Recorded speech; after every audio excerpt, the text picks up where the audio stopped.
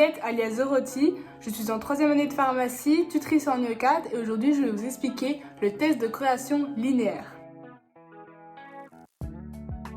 Le test de corrélation linéaire, c'est un test qui est super simple, il est simple à reconnaître et à mettre en place. La seule difficulté, ça va être de ne pas se mélanger les pinceaux entre les différents calculs parce qu'on aura beaucoup de calculs à faire.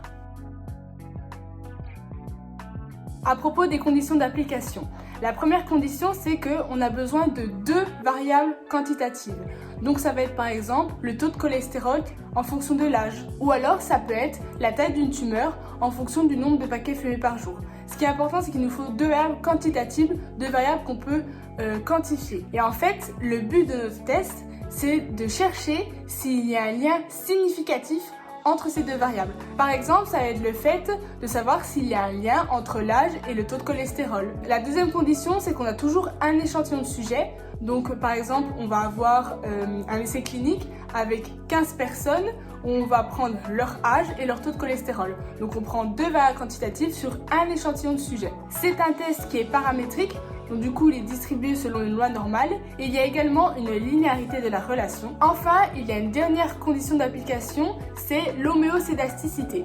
L'homéocédasticité, ça va être la variance de x2 est constante pour toute valeur de x1. En fait, c'est une condition qui va permettre d'éviter les biais. Comme on dit que la variance de x2 est constante pour toute valeur de x1, ça veut dire qu'on n'aura pas un biais de proportionnalité entre les différentes valeurs. Donc ça permet de nous assurer qu'on est sur un test correctement évalué. Donc si je résume, 2 variables quantitatives où on cherche un lien entre les deux, on a un échantillon de sujets et enfin c'est un test paramétrique, donc loi normale. C'est les 4 choses qui sont importantes à retenir et à reconnaître.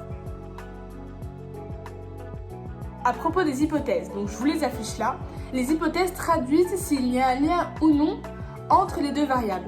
Pour déterminer s'il y a un lien ou non entre ces 2 variables, on va passer par le coefficient de corrélation linéaire. Est-ce que le coefficient de corrélation linéaire est-il différent significativement de 0? Donc on voit bien du coup que H0 c'est le coefficient qui est égal à 0. Ça veut dire que du coup il n'y a pas de relation entre les deux, il n'y a pas de lien. Alors que si le coefficient est différent de 0, ça traduira qu'il y a un lien entre les variables quantitatives. H0 traduit que les 2 variables sont indépendantes, alors que H1 traduit qu'il y a un lien significatif. Pour trouver la valeur seuil, donc là vous allez dans votre table de corrélation linéaire, il y aura un petit calcul à faire, c'est le calcul de la valeur seuil. Bon, moi aussi je fais une interlude audio comme notre chère Suzanne parce que je me suis rendu compte que j'ai fait une petite erreur lorsque j'ai tourné la vidéo. Souvent en fait je vous dis la valeur seuil est, le calcul de la valeur seuil est n-2 ddl, mais ça c'est pas le calcul de la valeur seuil, c'est juste le calcul de la valeur de la colonne qu'on va lire dans le tableau de corrélation linéaire. Et la valeur seuil sera bien celle qui sera lue dans le tableau. Désolée! Le calcul de la valeur seuil est égal à n-2 ddl.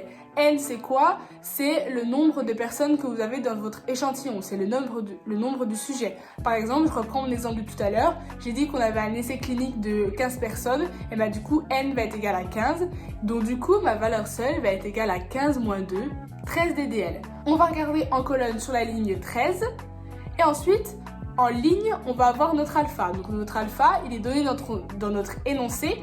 Le plus souvent, c'est un alpha est égal à 5%, mais attention, ça peut différer. Donc on regarde par exemple, si on prend l'exemple, c'est un alpha à 5%. On regarde sur la colonne 13 et sur la ligne alpha 5% et on trouve notre valeur seuil. Donc c'est assez simple. Si jamais votre table de corrélation linéaire n'est pas assez précise, ça peut arriver pour un alpha particulier ou alors un très grand nombre de participants. Et bien du coup, vous pouvez transformer votre valeur calculée et pouvoir lire ensuite la valeur seuil dans la table T de Student. Mais ça c'est hyper rare et normalement à l'échelle d'un petit groupe de personnes et d'un alpha significatif à 10 ou 5%, la table de corrélation linéaire suffit largement. Mais sachez que vous avez une formule dans votre cours qui vous permet de transformer la valeur calculée pour pouvoir lire une valeur seuil dans la table T de Student et pouvoir comparer les deux. La valeur calculée, donc là voilà. Donc comme vous pouvez le voir, il y a beaucoup de sommes et il faut comprendre ce que chaque somme veut dire. La première chose qu'on va faire, c'est que si c'est pas défini dans mon énoncé, on va définir une variable qui va s'appeler x et une variable qui s'appelle y. Par exemple, je reprends toujours mon même exemple, l'âge en fonction du taux de cholestérol. Je vais dire que l'âge va être ma variable x et mon taux de cholestérol va être ma variable y. Donc, quand on décompose la formule, on voit qu'on nous demande pas mal de sommes. Deux possibilités, soit on vous les donne déjà tout calculé dans l'énoncé, soit c'est à vous de les calculer. Donc gros conseil, au brouillon, vous faites un petit tableau très carré où vous savez qui est quoi, parce que c'est là où je vous dis on peut vite se perdre dans les calculs. Donc la première chose à faire, c'est la somme des x et la somme des y. Donc là, vous avez dessiné toutes vos valeurs que vous avez. Ensuite, on va faire la somme des x au carré. Donc là, vous refaites une colonne, vous calculez les x fois x, ensuite vous refaites la somme de toute cette nouvelle colonne. Vous faites pareil pour y, où vous calculez y fois y, et vous faites la somme de tous ces y. Ensuite, il nous reste une dernière somme à calculer. Il faut tout d'abord faire x fois y pour chaque valeur, et ensuite on refait la somme de ce qu'on a obtenu de x fois y. Et là, on aura la somme des xy. Attention, donc je remets la formule, vous voyez bien qu'il y a des notations à suivre et il ne faut pas se tromper dans les notations. Donc en premier au-dessus, c'est facile, c'est la somme des xy. Donc là, on l'a calculé. Moins la somme des x, la somme des y, donc ça c'est facile, divisé par n. N, je répète, c'est le nombre de sujets, donc là j'avais pris nombre de sujets est égal à 15. C'est le dénominateur qui va être un peu compliqué. De 1, on n'oublie surtout pas la racine. Donc on n'oublie pas la racine, et dans la racine, alors on fait la somme des x au carré, donc ça c'est bien ce qu'on a calculé, moins, sur une fraction, la somme des x, le tout au carré. Donc attention, la somme des x au carré et la somme des x le tout au carré ne veut pas dire la même chose. La somme des x au carré, vous l'avez calculé juste avant. Le carré de la somme des x, je peux le dire autrement, le carré de la somme des x, c'est votre somme des x mise au carré. Donc là, voilà, attention, gros warning, on se trompe pas, d'accord? Vous le savez maintenant, vous le notez bien correctement. Sur votre formule, s'il y a des parenthèses, ça ne veut pas dire la même chose. Et donc du coup, on fait bien attention parce qu'on a de nouveau ça avec y. Un truc assez simple pour vérifier si votre valeur calculée est juste, elle est tout le temps comprise entre moins 1 et 1.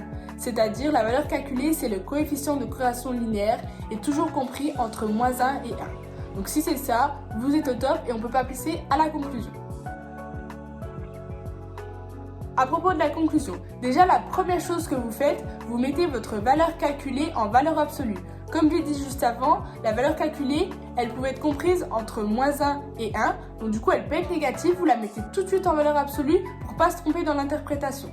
Donc ensuite, c'est comme d'habitude, si votre valeur calculée est supérieure à la valeur seuil, alors du coup, on rejette H0 et on admet H1.